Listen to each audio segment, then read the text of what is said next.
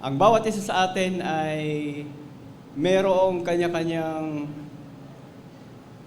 dinadaanan, pinagdadaanan. Kung yung iba nga ang sabi, hindi ko na nadaanan yan. Kasi nadaanan ko na yan noon. No? Pero ang isa po sa maganda sa Panginoon ay patuloy siya nag-remind sa atin na siya yung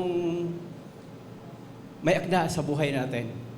Kapag siya po ang may akda at kinilala natin na siya po ang may akda ng ating buhay, hindi po tayo maliligaw.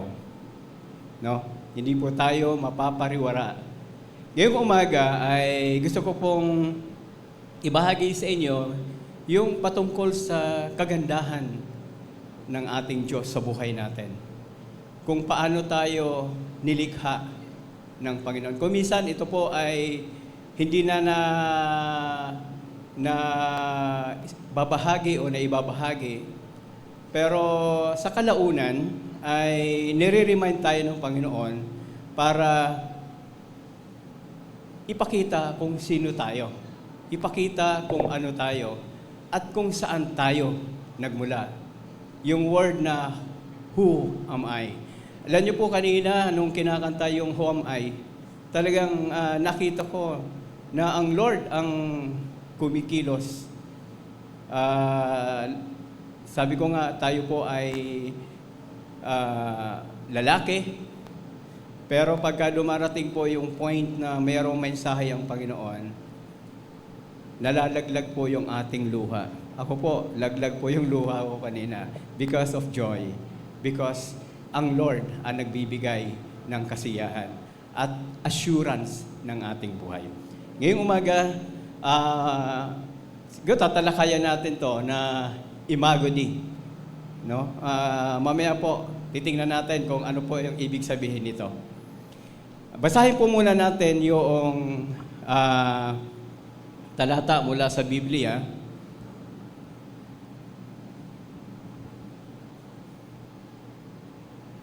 Sa Genesis po, makikita po natin, mababasa po natin sa Genesis 1:26, Then God said, let us make man in our image, after our likeness.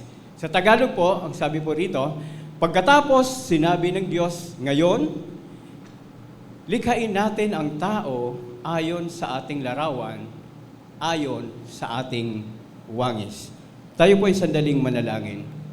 Ama naming Diyos, salamat po sa iyong salita ngayong umaga na aming pagbubulay-bulayan. Ang aking pong panalangin, Panginoon, ay ikaw po ang mamahala sa buong gawaing ito. Ihanda niyo po ang aming puso, ang aming isipan, ang aming pangunawa. Makita po namin kung sino po kami at ano po kami, Panginoon, sa buhay na ito. Lord, maraming salamat dahil may mga tanong na i-address mo, Panginoon, ngayong umaga.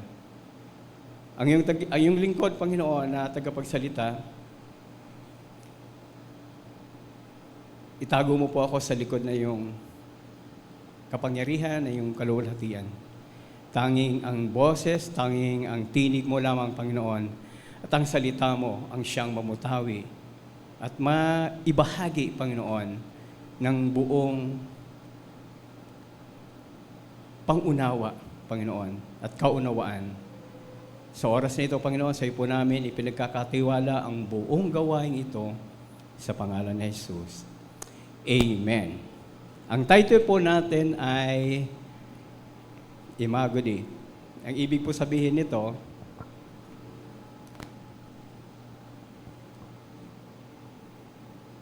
Imagodi, ito po ay Latin word. No?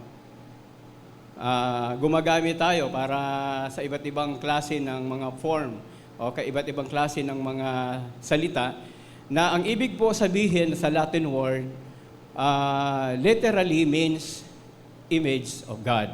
Yung pag sinabi nating image, parang larawan, no? Larawan ng ating Diyos. Man's created in the image and likeness of God. Meron po ritong bibigay ko po, katulad po na para maunawaan natin, ano po ba itong Imago Dei? No? Imago Dei, number 1, nakalagay po dito, rationality and intelligent. Ang ibig sabihin niyan, ang tao na nilikha ay marunong po siyang mag-reason out. Meron po siyang kakayahan na mag-isip at umunawa. No? Ito po ay isa sa mga nasa tao, nasa atin, capacity.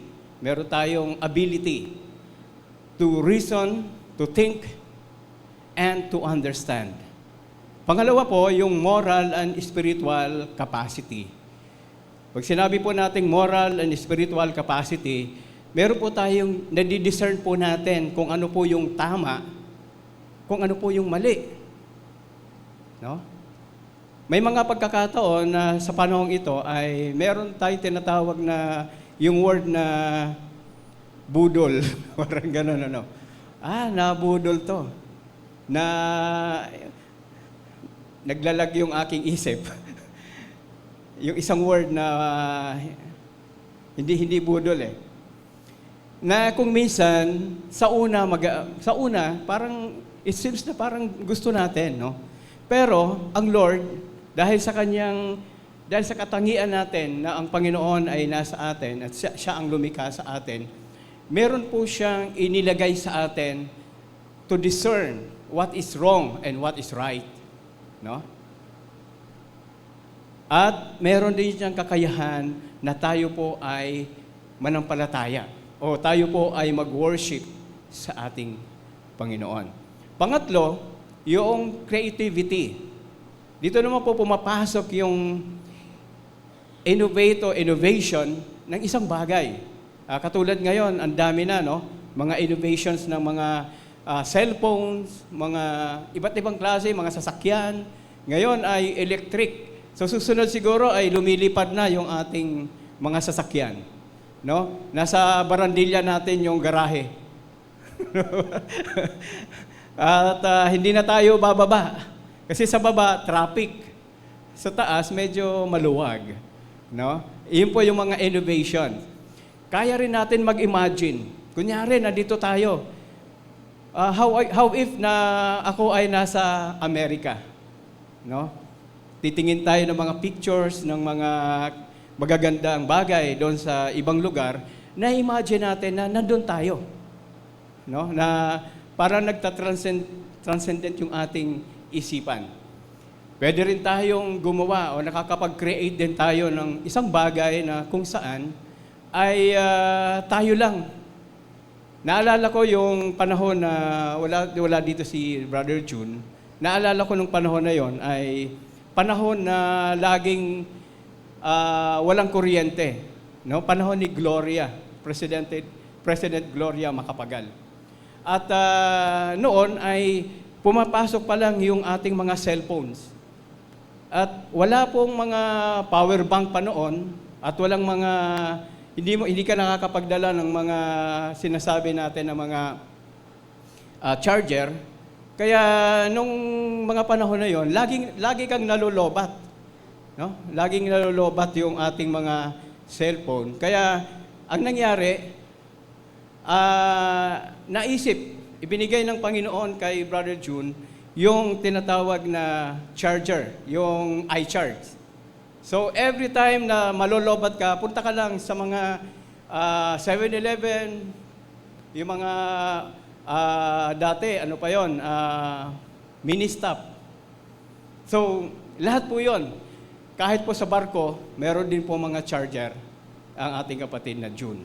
So ganun po, nag-create po ng necessity, ng demand patungkol po sa pagkalobat ng ating mga cellphones. Meron din po tayong tinatawag na free will, no? Make choices. Kaya natin magpasya. Alam niyo po, ang isa sa mga hindi po kinuha ng Panginoon ay yung ating free will, no? Pinababayaan niya tayong magpasya. Pinababayaan niya tayong magdesisyon kung ano yung nais natin. No?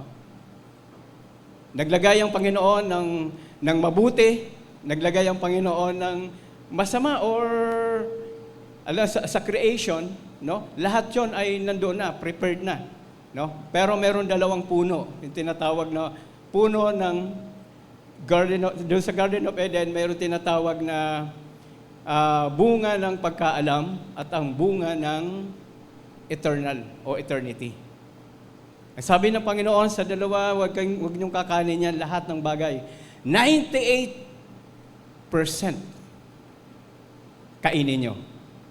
Galawin nyo. Only 2%, yung dalawang puno na yon, huwag nyong pakikialamhan. No? Meron pong ganon ang instruction ang ating Panginoon, no? Kay Adam and Eve. At meron pa rin po tayo sinatawag na relationality. Pag sinabi pong relationality ay to fellowship with God and others. No? Ang relasyon ng Diyos at ng tao, o ang tao at ng Diyos, during that time, doon po sa binasa natin kanina, ay meron pong direkta at malaya ang fellowship, malayang nakikipag-usap ang Panginoon sa tao. No? At sa inong mga panahon na yon, ini-imagine ko nga, sabi ko, Lord, antindi pala ni Adan at saka ni Eva nung panahon na yon. Direktahan, walang wall, no, na humahadlang para hindi sila makapag-usap, para hindi sila magkaroon ng ugnayan. Naglalakad ang Diyos, naglalakad si Adan, si Eva, no? Panahon na yon. At napakapalad po ng dalawang ito noong panahon na yon, no? During that time. At isa sa mga ibinigay rin ng Panginoon sa kanyang creation ay yung dominion or stewardship. Lumalabas po rito yung responsibility ng tao. Yung kanyang pag-govern niya. No, after the creation, 5 days. Sa Bible, sabi, and the first day, no, let there be. Magkaroon ng liwanag, no, dahil madilim. Tapos sa mga sumusunod, inilagay niya, no, yung mga halaman sa dagat, sa himpapawid, lahat po 'yon in 5 days. Ginawa po niya 'yon. Pero hindi po natin alam ang panukat ng Panginoon. Kung yung one day, ilang araw sa tao. Sapagkat ang Biblia may sinasabi, 1,000 days, pero isang araw lang sa Panginoon. No? Parang gano'n, no? Hindi natin, siguro, ganito. Pag nasa Panginoon na tayo, itanong natin, Lord, yung isang araw ba na sinasabi mo, 1,000 years sa amin? O yung 1,000 years mo ay katumbas ba yan ng isang araw? Hindi natin ma-comprehend yung mga ganong bagay. Pero ang importante, yung mga bagay na ito ay ibinigay sa atin upang yung lahat na pwede nating i-govern din, no, sa ating buhay ay ating pong magawa. Sa maraming pagkakataon, ang nilikha ng Panginoon, no, sa buhay na ito, ang nilikha niya ay iniingatan din ng ating Panginoon. Isa pong napanood ko dito sa documentary patungkol po sa switching, no, ng anak. Sa Montalban, meron pong nagkapalit na anak, pero days lang yung lumakad at nalaman din nila na nagkapalit sila ng anak. Pero ito po ang isa sa mga malalang konti yung dito po sa may Cagayan, na ganun din yung kaso, nagkapalit. Yung isa, habang lumalaki yung bata, nagtatanong na yung ina, yung nag-aalaga, bakit hindi ko ito kamukha? Walang resemblance, no? Walang pagkikilanlan, parang walang base na sasabihin nila, anak natin to. Ang layo pinakita. No? At hindi ko lang masabi kung nagkasaulian. No? Yung nagkapalit ay nilagay doon yung kanyang anak doon sa tunay na magulang dahil yung mga panahon na yon ay ang magdidesisyon ay ang batas. Meron pong sinasabi, Sister Cora, dahil napapanood niya to, na kung ano yung batas, yun ang susundin. No? Kaya lang, yung bata na isa, medyo Inglesera, maayos ang buhay, yun pala yung anak nung mahirap. Yung sa kabilang banda, yung anak niya, ang nag-aalaga nung mahirap na nanay, ang anak pala yun ay doon sa may kaya. O doon sa may kaya naman, ang inaalagaan niya, yung anak ng mahirap. So, dumating yata yung point na nagkaroon sila ng pagsasaulian. So, yung image ng Panginoon sa buhay natin, no? Way back doon sa ating binasa, na pagkatapos lalangin ng Diyos yung lahat ng mga bagay, doon sa pang-anim na araw, lumikha ang Diyos ng tao. Lalangin natin ang tao ayon sa ating wangis o ayon sa ating larawan at sa ating wangis. Kung minsan sinasabi natin, walang nagsasabi sa atin kung minsan, uy, kamukha ka ng Panginoon. Kung hindi, parating naririnig natin, kamukha ka ng lolo mo. Kamukha ka ng lola mo, kamukha ka ng nanay mo, kamukha ka ng tatay mo.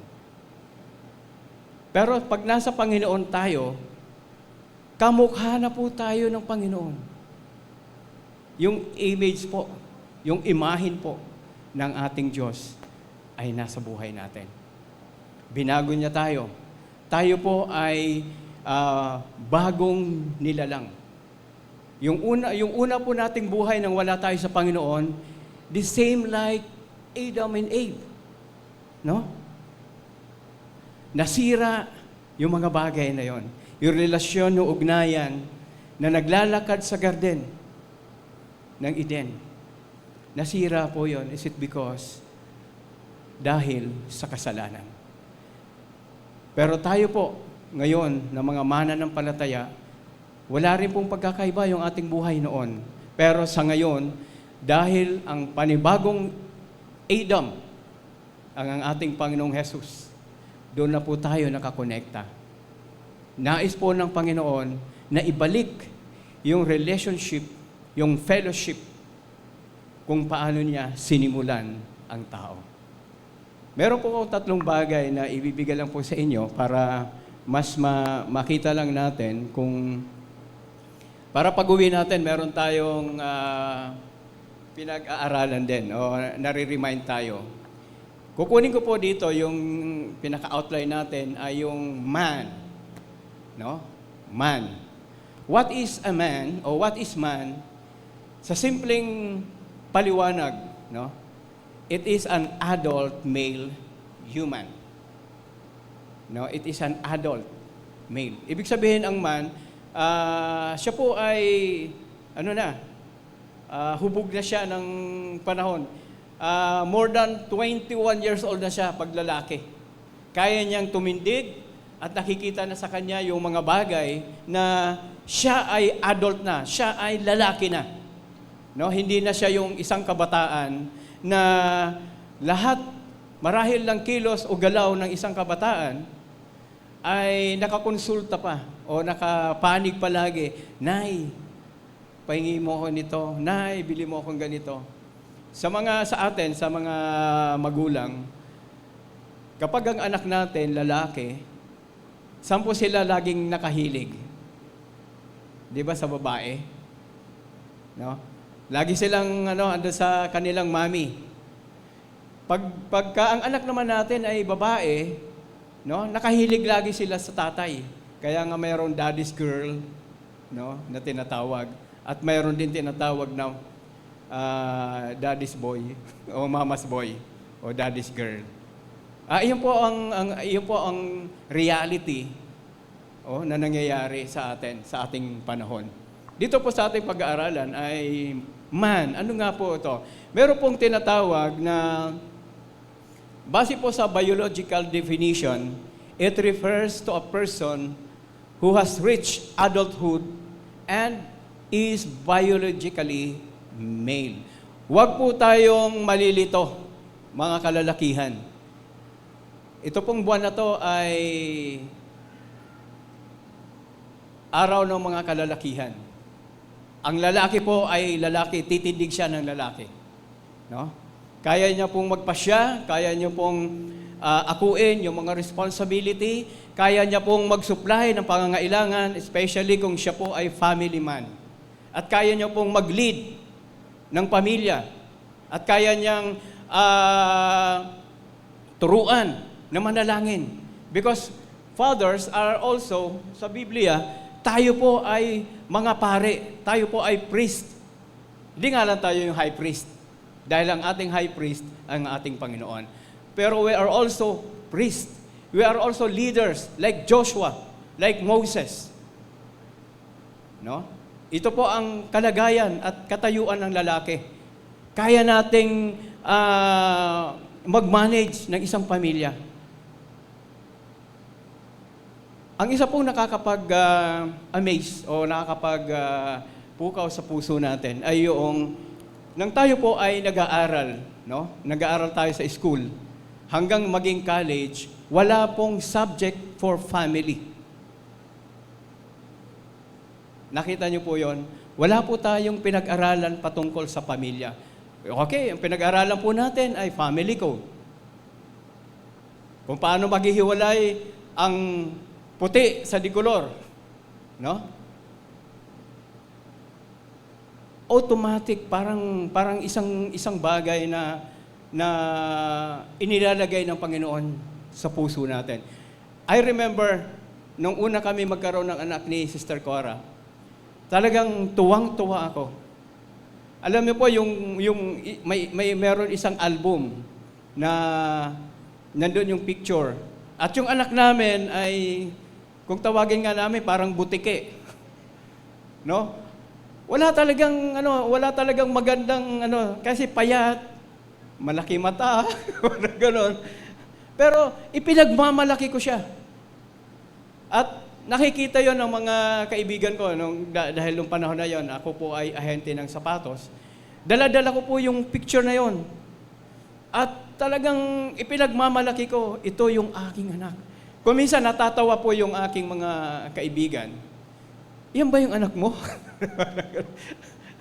Pero habang lumalaki po yung panganay namin, minsan meron pumunta sa isang compound, doon kami nakatira, merong nagtataka, kasi lagi akong wala, minsan nasa Visayas, nasa biyahe. Nung makita nila yung aming panganay na anak, sabi niya, inisip niya, ano ba, Cora, yung tatay ba niyan, Amerikano? Wow! Yung tatay ba niyan, puti? Nako, ewan ko kung ano yung conversation nila.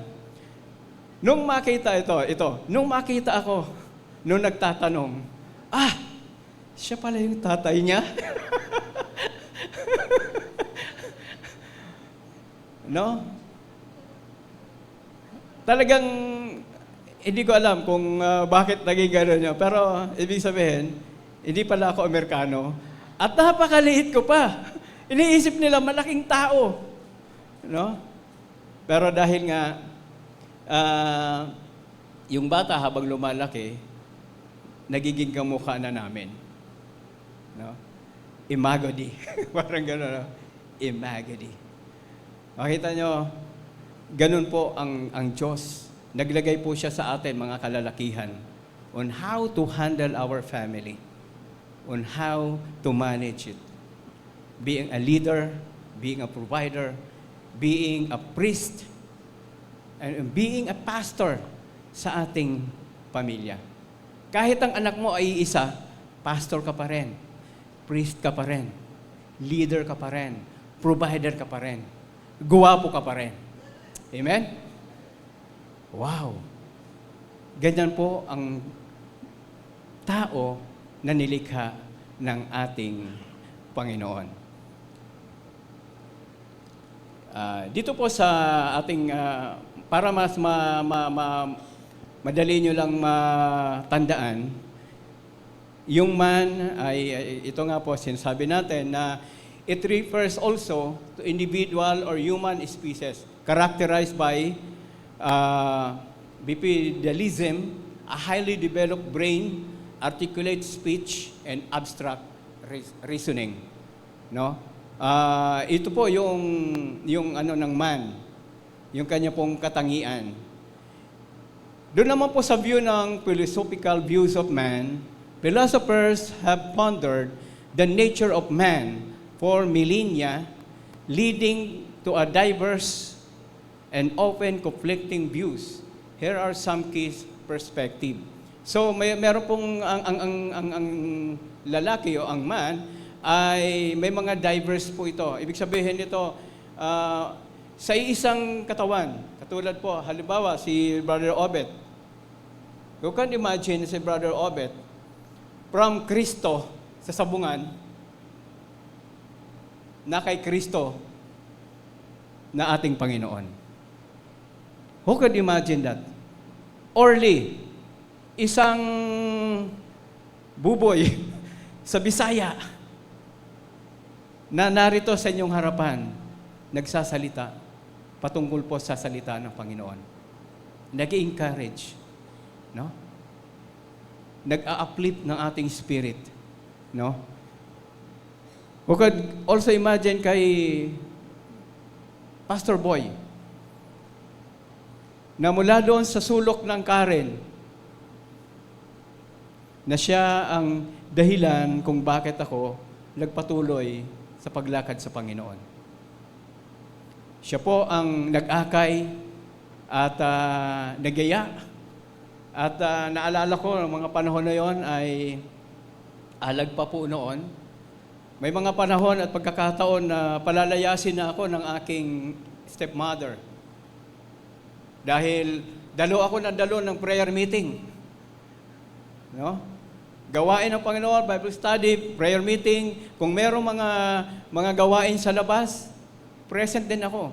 At one time, sabi po ng aking stepmother, bukas, Quiapo tayo. Sa linggo, Sabado yun eh. Sabi ko, Panginoon, bakit ganun? Magka-Quiapo kami hindi na ako para doon eh. Pero alam niyo po, sabi ko, Lord, hindi pwede. Kailangan sa church ako pupunta. At yung time na yon, gumawa ang Panginoon ng paraan. Hindi natuloy yung aming Quiapo. No? At ako po ay nakapagsimba. Doon po sa tinatawag na isang araw, after the prayer meeting, yung aking mga damit, nakahanda na din sa sa labas. Hindi na ako pa uwiin. Pero sabi ko, Panginoon, maninindigan ako. Ang lalaki ng Diyos, maninindigan dahil kakampi niya ang Panginoon. Amen? Lahat po tayo ay may mga challenges, may mga hamon sa buhay na kailanman ay hindi natin ito matatakasan. Ang mga circumstances natin ay hindi inaalis ng Panginoon. Even Paul, ang sabi niya doon sa kanyang epistles, 3 times kong ipinapanalangin, no? Na alisin ng Panginoon yung aking yung nasa mukha, nasa mata niya. Pero ano ang sabi ng Panginoon? Hindi ko aalisin yan. Sapat ang biyaya ko para sa iyo. Sapat ang biyaya ng Panginoon para sa bawat isa sa atin. Hindi niya tayo pababayaan. Hindi niya aalisin, Brother Orly. Hindi niya alisin yung problema mo sa upa. Pero sapat ang biyaya ng Panginoon. No? Isang araw makakabayad ka rin, Brother Orly. Sa lahat ng mga nangungupahan, ito po ang problema natin. No?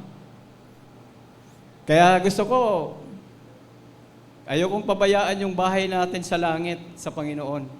Ang sabi doon, sa bahay, no, sa lugar ng aking Ama, sabi ng Panginoong Jesus, may kanya-kanya kayong kwarto, may kanya-kanyang tahanan, may bahay kayo ron, lantay na ginto ang iyong lalakaran. Dito sa atin, tipak-tipak lang, no? Na mga ginto kung meron tayo. Sa bahay ng ating Panginoon, lantay na ginto ang ating lalakaran. Walang sinabi to.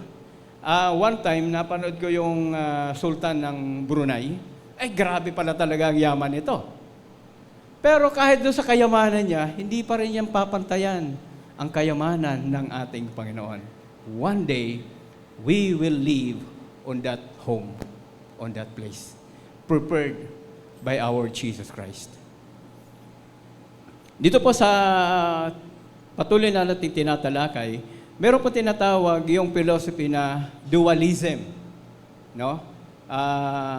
I think ang mga nagbigay nito ng idea ay sila Plato, Descartes. Many philosophers have viewed man as a composite in two distinct entities, a physical body and an immaterial soul of mind. The soul is often seen as the seat of reason, consciousness, and free will, while the body is subject to physical law. No? Dualism. Ibig sabihin nito, merong soul, no, ang tao, at meron din siyang body. At ang body po natin ay nakapaloob sa batas ng physical na law. No? Halimbawa, bawal kumain ng ganitong bagay. One time po, laging namamaga yung aking paa. Sabi ko, wala naman akong kinakain. Hindi na ako kumakain ng karne, hindi na ako kumakain ng kung ano-ano. Sabi ko, bakit laging masakit yung aking paa? Yung pala, din sa bahay, meron akong tinitira doon. Isang brittle, no? Mani yun eh. Peanuts yun. So, yun ang ang kinakain ko, panghimagas at kung medyo na-stress ako, kukuha ako noon, kakainin ko. One time, sabi ko, bakit ganito? At isang araw, natuklasan ko. Sabi ko kay Missy, kay Cora, salamat sa Panginoon, binigyan niya ako ng karunungan. Ito pala ang dahilan kung bakit namamaga yung aking paa, yung peanut brittle. Kaya hindi na ako tumigim, hindi na ako kumain, no, ng bagay na yon. Kasi, kung gusto nating mawala yung mga bagay na nagpapahirap sa ating katawan, iwasan na natin. Maraming pagkain ang sarap kumain, pero marami ring bawal, patulad sa atin, mga may edad na. Going to maturity, hindi na going to old age, matured na tayo. Maraming bagay, maraming pagkain na dapat tayong iniiwasan. No? Pangalawa, yung tinatawag na monism. This is a materialism. Ang sabi po dito, this view holds that man is entirely a physical being and all mental phenomena can be reduced into brain process. Meron ba kayong naalala na mind over matters? Parating gano'n ang iniisip, hindi. Mind over matters lang yan. Kahit anong sitwasyon, kahit anong nangyayari, mind over matters. Kasi ang composition ng paniwala dito, magkahalo na. No? Yung kanyang soul at sa kanyang body, iisa lang. At ang tao ay naka-incline lagi sa material. Huwag natin isipin na kahit Kristiyano tayo, hindi tayo naghahangad na yumaman. Huwag natin isipin na hindi natin kailangan na ma-enjoy man lang natin, makarating tayo ng ibang bansa, makapamasyal sa mga pinupuntahan ng mga may kaya. Ano? Materialism.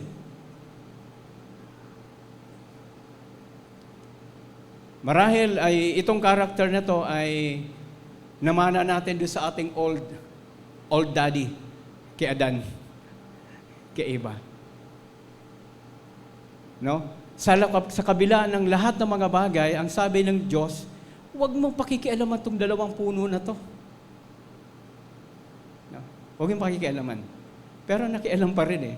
So it means, doon sa panahon na yon, nag-process na sa mind ng tao. No? Eh, itong bagay na to, it's material. Bagamat iyon ay prutas. Nagkakaroon na ng pagpo-process at gustong makita rin o maranasan ng tao na para pala ako magiging Diyos kapag nakain ko yung bagay na ito. Monotheism. At ito yung isa sa mga medyo nakakapagbigay sa atin ng somehow na nadidevelop sa ating mundo. Ay yung tinatawag, pangatlo, yung social construct. Some temporary views argue that many aspects of man, particularly gender roles and masculine traits, are not solely, sabi, hindi lang siya nag-isa, no? Biological, but are largely shaped social and cultural norms. Kaya maraming tao, halimbawa, ito ay isang example. Artista. No? Lalaking lalaki. Mababalitaan na natin, nagladlad na. Na-confuse. At ito ang ini-insist at ini-inject ng mundo sa social, no? Sa mundo. Na magkaroon tayo, ma-conscious tayo, ano ba ako talaga? Orly, ano ba ako? Lalaki ba ako o girl? Ang nilikha po ng Diyos, dalawa lang. Lalaki at babae. Lalaki sa katawang lalaki at babae sa katawang babae.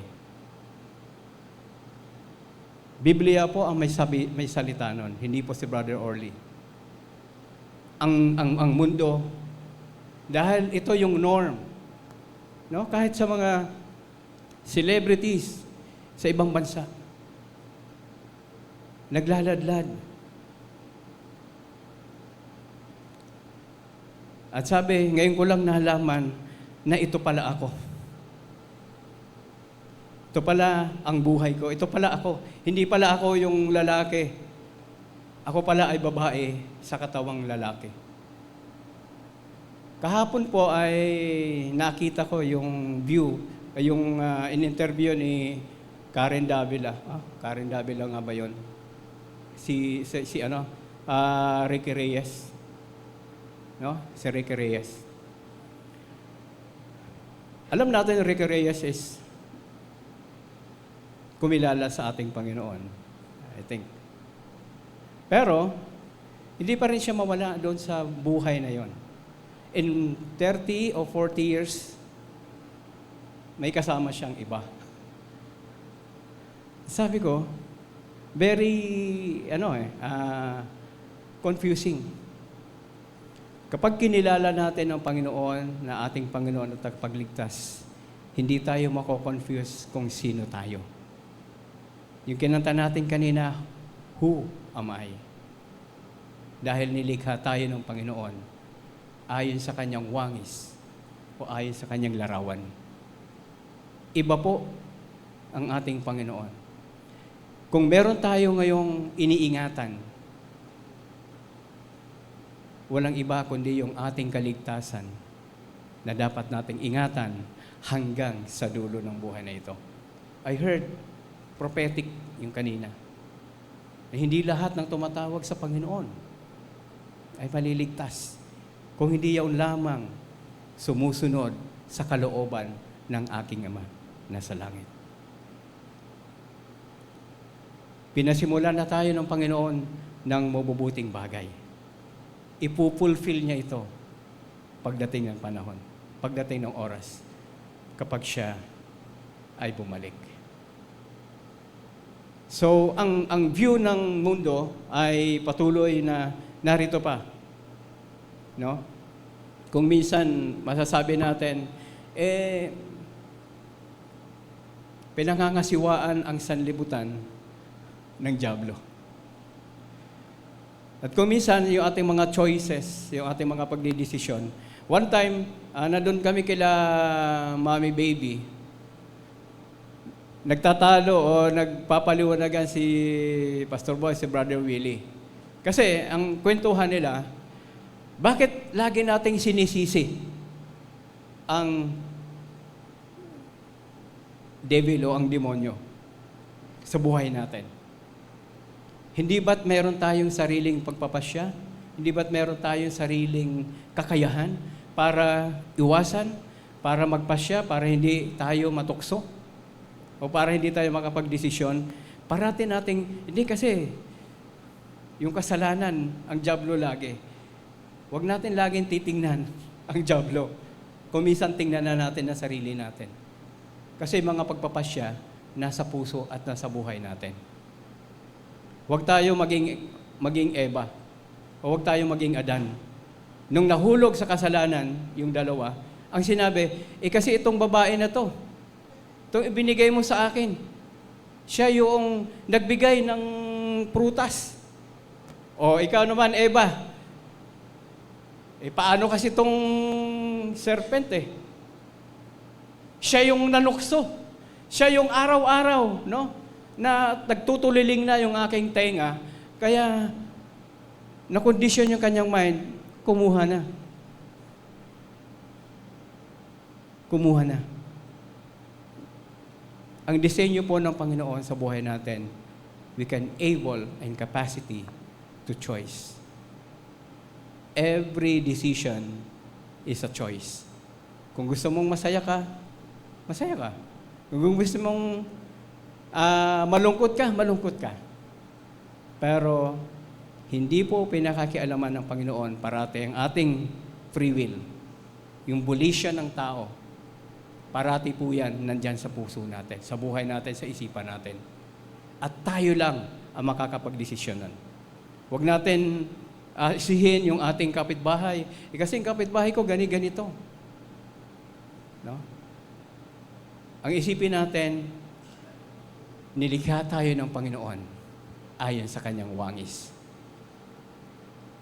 Nilikha tayo ng Panginoon ayon sa kanyang larawan. Ibinalik na tayo. Wala na tayo sa dati. Bagong nilalang na tayo. Bagong nilikha na tayo. Sa Korinto, di ba? 5:17, tayo po ay bagong nilalang na. Nung tinanggap natin ang ating Panginoon bilang Panginoon tagapagligtas, bagong nilalang na tayo. No? Bago na tayo. Hindi na tayo yung lumang may pagkatao. Dito po sa tatlo pong i-remind lang sa atin, man, stands for manifest God's glory in the life of man. No? Para madali lang natin ito maalala. Imago Dei. Una po, Moses has a radiant face. Ito pong sa Exodus 34:29 to 35. Ito po yung panahon na nagkaroon sila ng ugnayan ng Diyos. No? Dito po ginawa yung 10 Commandments. At habang siya ay nasa presensya ng Panginoon, during that time, at dala-dala niya, tapos na yung kanilang ugnayan, tapos na isulat yung 10 Commandments. At siya po ay bababa na. Alam niyo po, ang mukha po ni Moses ay hindi po matingnan ng tao. Kaya ang gagawin po niya, nung panahon na yon, mayroon po siyang balabal, o mayroon po siyang isang bagay na itatakip sa kanyang mukha para makita siya ng tao. Nag-radiate yung glory ng Panginoon sa tao, kay Moses. Ganun pala ang mangyayari. If we are, sabi nga, saturated by the presence and the glory of God, nagmamanifest yung kaluwalhatian sa buhay natin. It is possible na mag-manifest yung glory ng Panginoon sa buhay natin. Because, bago na tayo na kay Kristo na tayo. At ang tinitingnan ng Diyos sa atin, hindi na yung Orly, kung hindi si Kristo na tinanggap ang ating Panginoon. Kung hindi si Kristo na nasa buhay natin, na si Orly tinanggap ang ating Panginoon. Possible na yung glory ng Panginoon. Alam niyo po, ang sabi sa Bible, magbigay ka lamang ng isang tubig, no? Magpainom ka doon sa nauhaw o even doon sa kalaban o sa kaaway mo. Ang binigyan mo ng isang basong tubig ay ang ating Panginoon. Pero nag-manifest sa iyo yung glory ng Panginoon. Ang nakita ron, si Kristo, hindi tayo, hindi ikaw. Kung hindi yung kaluwalhatian ng ating Panginoon. Pangalawa, Jesus Christ Transfiguration. Ito naman po yung tagpo na ito ay doon sa Matthew 17, 1-3, ay nagkaroon ng special meeting ang ating Panginoon, si Moses, at saka si Elijah.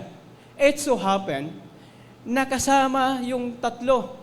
Kaya lang, tulog yung dalawa. Isa lang ang gising, si Peter. At nakita ni Peter na may meeting, yung meeting ni Abance. Marahil, sabi nga ng ibang mga pastors, nag-uusap marahil yung tatlo, si Jesus, si Elijah, si Moses, dahil sa gagawin ng ating Panginoon dun sa cross of Calvary. At sa kasiyahan at katuwaan ni Pedro, ayaw niyang umalis na yung glory ng Panginoon na kanyang nararanasan.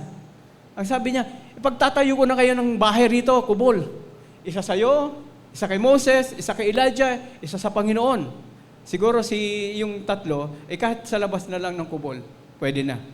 Kasi yung radiance ng Panginoon. No?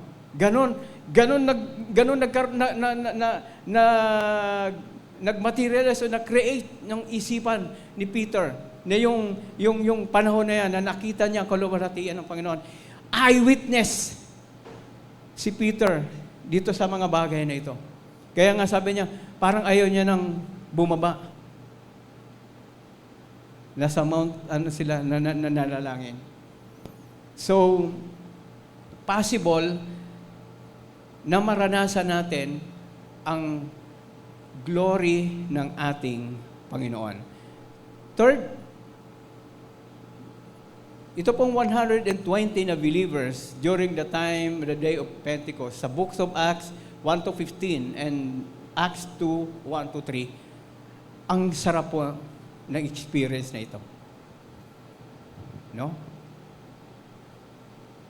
Ito po ay during the time na ang ating Panginoon ay nag-ascend na. Pero bago siya mag-ascend, sabi niya, kailangan kong pumunta sa Ama para yung Paraclete, the Holy Spirit, bumaba. At nung ang ating Panginoon ay nag-ascend na, bumaba yung Banal na Espiritu. Sabi, bawat isa sa kanila ay mayroon tila dilang apoy sa bawat isa. 120, wala pa tayong 100 dito. Ang bawat isa sa kanila, no, nag-manifest yung glory ng Panginoon. At ano ang nangyari after that Pentecost? Wow! In one preaching of Peter, 3,000 converts into Christianity. So on and so forth in the history. Tayo, ang Pilipinas, o maging tayo man, ay bunga na tayo doon sa 120 believers na binautismuhan ng Panginoon. Ako po ay masugid ako na talagang sabi ko, Lord, naiinggit ako dati kapag may nagsasalita na ng speaking in tongues. Sabi ko, paano ba yan? Sila lang, ako wala pa. Kasi, ang sarap po na madama yung presensya ng Panginoon. Alam niyo po, from 1985 and up to now, hindi naman smooth sailing yung buhay ng pagiging orly o pagiging Kristiyano. Marami pong mga ups and down. Pero, ang hindi ko po undeniable, once naka-receive ka na ng presence ng Panginoon, kahit na magkabalibalihin ang buhay mo, ibabalik ka ng Panginoon para muli maranasan mo yung kanyang presensya. Hindi ka niya papabayaan na mapariwara. Kinuha ka na niya eh. Sabi ng Panginoon, akin na kita eh. Akin ka na. Hindi ka na pwedeng mawala. Di ba? Yung 99, sure na yon. Pero merong isang humihiwalay eh. Pero kasama siya sa 100 eh. Kukunin at hahanapin niya ng Panginoon. Because ayaw ng Lord na kulang yung kanyang alaga. Kung 100 yan, 100 yan na harap sa Ama.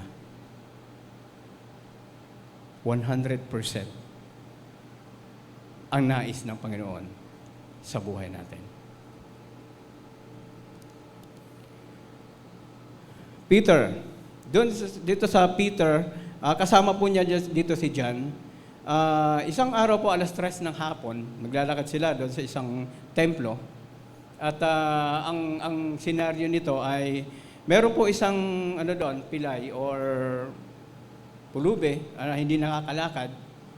At ang lahat po ng dumadaan doon ay humihingi po itong lalaking to. At nung dumaan na yung dalawang ito, si Peter saka si John, ang iniisip nung pulube ay bibigyan siya ng pera, salapi. Pero ang sabi po ni Peter, tiningnan siya. Silver and gold have I none. Wala akong silver, wala akong ginto na pwedeng ibigay. Pero kung ano ang nasa akin, ay ibibigay ko sa iyo. In the name of Jesus, rise up and walk. Kuminsan, ito po ang ninanais ng Panginoon sa atin. Gustong-gusto natin tumulong. Gusto natin mag-abot ng mga material na bagay. Pero hindi natin alam, meron pala tayong bagay na more than silver and gold. In the name of Jesus. Sa pangalan ng ating Panginoon. Pwede tayong gamitin ng ating Panginoon. Pangalawa po, doon sa man ay yung A, abiding the Word of God. Mahalaga po na ang salita ng Panginoon ay pinananatili natin sa ating buhay. Binabasa natin yung kanyang salita. Ang sabi po sa John 15, if you abide me and my words abide in you, ye shall ask what you will, shall be done unto you. Importante po ang salita ng Panginoon. Hindi po tayo pwedeng mabuhay na mga Kristiyano nang hindi alam ang salita ng Panginoon. Ito po yung pagkain nating espiritual. Kung kumakain tayo ng pagkain ng ating physical, meron po tayong pagkain espiritual na kailangan natin maintenance. Hindi po, pag wala pong maintenance, bumabalik sa dati yung ating sakit. Yung pagiging high blood, pagtaas ng sugar, kapag hindi tayo nakakainom ng gamot. Pero dito po sa spiritual, kailangan po natin parate na ang salita ng Panginoon mag-stay sa buhay natin. Yun po yung abiding. Yung salita ng Panginoon sa buhay natin. Pangalawa, the word of truth. Ang sabi po doon sa 14:6 ng John, I am the way, the truth, and the life.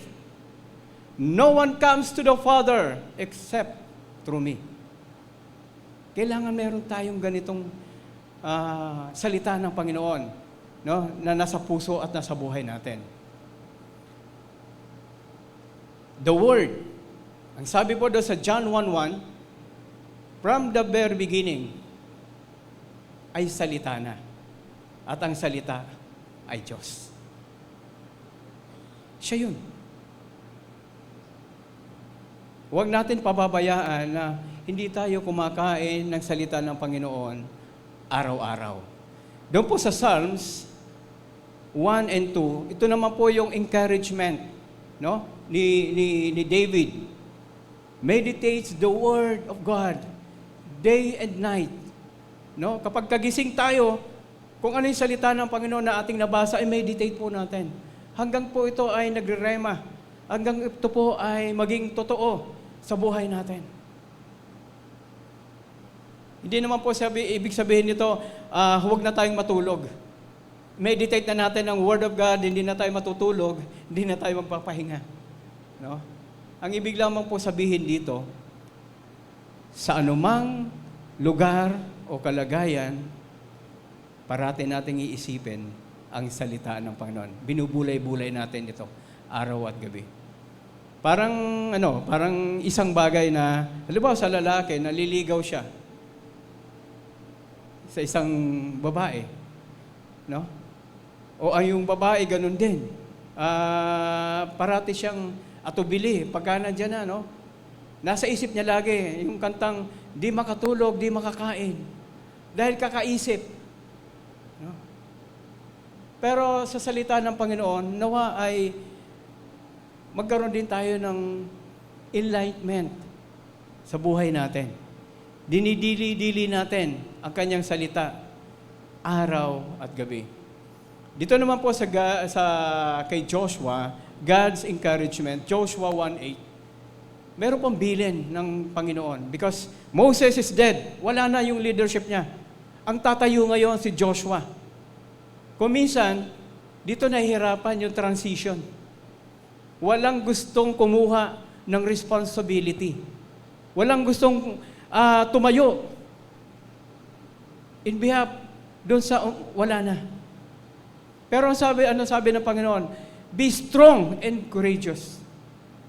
Kung ano ang ginawa ko kay Moses, sabi ng Panginoon, kung anong ginawa ko sa kanya, ay gagawin ko sa iyo, mas higit pa. Because yung promised land, kailangan mapulfill. Kailangan puntahan nila. At ang maglilid ngayon, si Joshua. Moses, natanaw niya lang yung promised land. Pero si Joshua, nanirahan sa promised land. Mga kapatid, huwag lang natin tanawin ang buhay na walang hanggan. Kung hindi, manirahan tayo doon sa piling ng ating Panginoon. Buhay na walang hanggan. Kunting panahon na lang. In just a little while, God is coming. And it stands for navigate life's purpose. Yung navigate po, pag ilagay po natin sa verb forms, means action word. Ito po ay action word. Ang ating pong pananampalataya, sabi ni James, ay kapag hindi po tayo gumalaw, kumilos, patay. Gusto nyo ba na patay tayo? Ang patay ay inililibing. Hindi siya pinaglalakad-lakad kung saan-saan. Kailangan mayroon siyang destination. Meron siyang libingan. Pero ano po ang sabi? Yung patay na pananampalataya, kung ang ating pananampalataya ay walang gawa, ito ay patay. Huwag natin pabayaan na iba ang gumawa ng mga bagay na para sa atin. Tayo ang mayroong mandate na gumawa at kumilos at ipangaral ang salita ng Panginoon. This is the secret of God, marahil.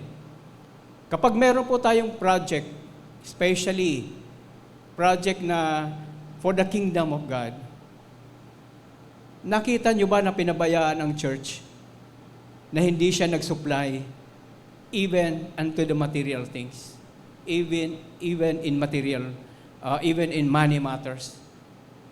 Lahat po ng project ng Panginoon, pinupunduhan po niya yan. Dahil siya po ang may project niyan, at tayo po bilang tao, tayo po lamang ay nagpapacilitate ng kanyang gawain. Huwag po natin pabayaan na yung mga pinapatanaw sa atin ng Panginoon, malayo-layo pa, no? Si Joshua, kung hindi siya nag-step in, kung hindi niya ginawa yung kanyang pagkatawag, gagawa at gagawa pa rin ang Panginoon ng ibang Joshua para ma-fulfill yung promised land. The same thing din po sa atin. Kung hindi po tayo gagalaw, kikilos, gagawa po ang Diyos ng ibang tao, ng ibang mananampalataya para ganapin niya at abutin ang tao na wala pa sa Panginoon. Gusto niyo ba natin yun? Gusto ba natin pabayaan? Di ba ang hamon ng Panginoon sa atin? Go ye unto the world and preach the gospel. Bawat isa po sa atin, nandyan. Meron pong nakalagay sa ating balikat. Yung mandate ng Panginoon. Apostle Paul, siya po ay itinilaga ng Diyos para sa mga Gentiles. Siya yung magdadala ng mabuting balita sa mga hintil. Ang hintil po ay labas po sa tinatawag nating Judaism o sa Israel. No? Gentiles. Tayo po ay mga Gentiles din. Tayo ay isa sa mga bunga marahil, no, ni Apostle Paul. At siya rin po yung may akda ng 12 epistles sa New Testament. Ganun po ninavigate ang journey ni Paul sa harapan ng Panginoon. Jonas for the salvation of Nineveh. Doon sa chapter 4, chapter 1 pa lang ng book of Nineveh, merong mandate kay Jonas ang Diyos. Jonas, pumunta ka sa Nineveh. Ipangaral mo ang salita ng Panginoon. Ipangaral mo ang salita, magkakaroon ng kaligtasan nito. Ano ang ginawa ni Jonas? Imbes na siya ay sumunod, siya po ay, imbes na pakanan, siya po ay kumaliwa. Ayaw niya na maligtas yung Nineveh. Kasi marahil meron siyang knowledge patungkol doon. Itong mga taong ito, hindi na dapat ito maligtas. Masasama na ito hanggang langit na, hanggang suklulan ng kanilang kasalanan. Pero ang Panginoon, meron siyang mandate. Gusto niya itong Nineveh maligtas. Kumisa tayo, yung ating mga kaaway, Lord, ang hirap naman ipangaral yung salita mo. Nakikita ko pa lang, nag-aapoy na ako sa galit Paano ko ipangangaral yung salita ng Panginoon sa Kanya? No? Kung mayroong mandate, sasabi ng Panginoon sa atin, halimbawa, ayan yung kaaway mo dati, batiin mo na. Ang Panginoon ang gagawa ng paraan. Parang walang nangyari. Ito po experience ko. Alam niyo sa mga magkakapatid, nagkakaroon po minsan ng tampuhan. No? Nagkakaroon ng conflict. Mahabang panahon, hindi kayo magbabatian. Pero andun yung prayer ko, Lord, sabi ko, gumawa ng Panginoon ng paraan para magkakwentuhan, magkakamustahan. Gumawa ang Panginoon ng isang bagay, nagkasakit yung aming tatay. Siyempre, tatay na ang usapan dito. So, ibig sabihin, ako na yung nag-aasikaso. That time, gumawa ang Panginoon para magkakausap kami magkakapatid. At sabi ko, Lord, salamat, dahil ikaw ang gumawa ng paraan. Kung hindi, tatagal at tatagal pa. Siyempre, ako panganay, nandun din yung ating pride. Panganay ako, saka wala naman akong kasalanan Pero hindi po ibinahayaan ng Panginoon na maging ganoon ang buhay natin. Si Jonah, o si Jonas, si Jonas na inutusan ng Panginoon sa Ninive, kahit masama ang loob niya, pumunta pa rin siya at ipinangaral ang salita ng Panginoon. Kung hindi ka mangangaral doon, pangalawang isda, lalamo na sa'yo, baka hindi ka na makalabas. No? Kinailangan pa na lunukin siya ng malaking isda para matauhan. At ganun nga ang nangyari, ni pangaral ng salita, nagkaroon ng kaligtasan ang mga tao doon. Si Philip, ito po yung tinatawag natin na teleport. No? Isa pong Ethiopian eunuch ang papunta sa Ethiopia na nagbabasa ng salita ng Panginoon. Hindi niya maintindihan. Pero ito po si Philip, kinausap ng Panginoon. Puntahan mo yon, yung karwahe na yon. Ikaw mag-interpret ng salita ko. At that time, wala namang sinabi sa Bible na si Philip ay sumakay din sa isang karwahe para habulin. Tinakbo. Habang nagbabasa, andito yung ini-imagine ko lang to. Habang nagbabasa, andito yung karwahe, andito si Philip. Nagpapaliwanag kung ano yung binabasa nung Ethiopian eunuch. Ang nakita ko po dito, yung availability parate ng isang mananampalataya, ng isang lingkod ng ating Panginoon. Billy Graham, the evangelist of the Word. Nakita natin kung paano siya ginamit ng Panginoon sa mundo. Alam niyo po, first time in the history, Billy Graham, siya lamang po ang isang Kristiyanong tao o mananampalataya o evangelist na nakapasok sa North Korea. Lahat po ng mga Christians denomination, hindi po pwedeng pumunta roon. At kaisa-isang Billy Graham, yung kanyang integrity ay hindi po nabahiran. Hindi nabahiran ng politika, hindi nabahiran ng anumang issue, at hanggang siya po ay kinuha ng Panginoon. Nananatili ang Billy Graham na evangelist na kailanman ay hindi nabahiran ang kanyang pangalan. Hindi nabahiran ang pangalan ng ating Panginoon. Isa pong, alam ko, marami sa atin nakabasa dito. Ito po ay si Rick Warren, author of the book of the Purpose-Driven Life. First time pong pumunta dito ni Rick Warren, ito po ay ginawa sa Pasig, sa Ultra. Ang alam ko, nagkita kami ni Pastor Felix doon. Umatid din kami. At pahapyaw na nakita kami. At nakamayan din namin si Rick Warren during that time. Ang tindi po nung pagkilos, dahil yung libro na to ay nag-inspire doon sa mga talagang millions of people na naabot ng books na ito. Dahil po sa kanyang kakayahan na magsulat. Dito po sa atin, sa panahon natin ngayon, kaya ko po sinasabi at binabanggit si Brother Obit, for the glory of God. Memory man. Ako, ang liit lang ng memorya ko. Minsan nga sinasabi ko, nakakalimutan ko na. Sabihin nyo yung month, kung kailan kayo pinanganak, sasabihin, edad nyo lang. Sasabihin ni Brother Obet, ito yung panahon na ikaw ipinanganak, ito yung oras, hapon o gabi. Ganong katindi. Sabi ko, ang lupit mo, Brad. Ganong katindi. Ibig sabihin, may kanya-kanyang angkin. Hindi lahat tayo ay maging evangelist. Hindi lahat tayo ay maging pastor.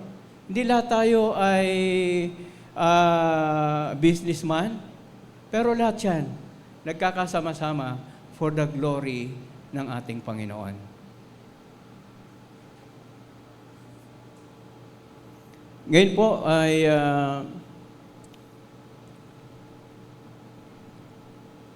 sa ating pagtatapos na. Siguro ay nakita natin na kung paano ang Panginoon. Ito po ay isang reminder sa atin. Sabi po doon sa Genesis 1:26, Then God said, Let us make a man in our image, in our likeness. Kung paano po ginawa ng Diyos ang tao, ay ito po sa Genesis 2:7. The Lord God formed the man from the dust of the ground and breathed into his nostrils and breath of life, and the man became a living being. Ang Diyos po ay hindi lamang po tayo sinabihan, magkaroon ng tao, dumami kayo, dominion all, no? Kung hindi ang ating Panginoon, dumampot siya ng clay. Hinubog niya. It forms into a man. At hindi lang po yun na natiling ganon. Hiningihan po ng Panginoon yung kanyang nostril, yung kanyang ilong. At yung dust na yun na kanyang pinorm ay naging being. No? Nabuhay. And can you imagine yung ganong katindi, ganong kalupit ang ating Panginoon? Na lahat ng nasa atin, no? May mga bagay nga, sabi ng doktor, pwede namang mawala na yung ano mo pwede namang wala yung appendix mo mabubuhay ka. Pero bakit nandoon?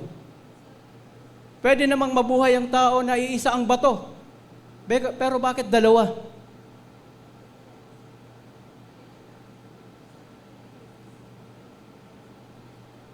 Pwede namang hindi kayo magkamukha ngayon. Pero, pwede kayo magkamukha dahil create tayo ng Panginoon. Imagadi. Kamukha na tayo. Magkakamukha na tayong lahat. Bakit? Yung presence ng Panginoon ay nasa atin. Isa pong challenge sa buhay natin. Huwag natin kalimutan, huwag tayong malilito. We are created by God. Ang nilikha ng Panginoon at nilikha niya tayo ayon sa kanyang larawan at ayon sa kanyang wangis. Huwag po natin kakalimutan na tayo ay kamukha ng ating Amang nasa langit. Kamukha ka ng Panginoon. Kaya pwede tayo magsalita ngayon. Wow, sister, kamukha kita. Dahil magkaano na tayo Ganun na tayo Very close tayo no? Magkakamukha na tayo. Is it because ang gumawa sa atin ay ang ating Panginoon? Yung kanyang presensya, yung kanyang espiritu, nasa puso natin.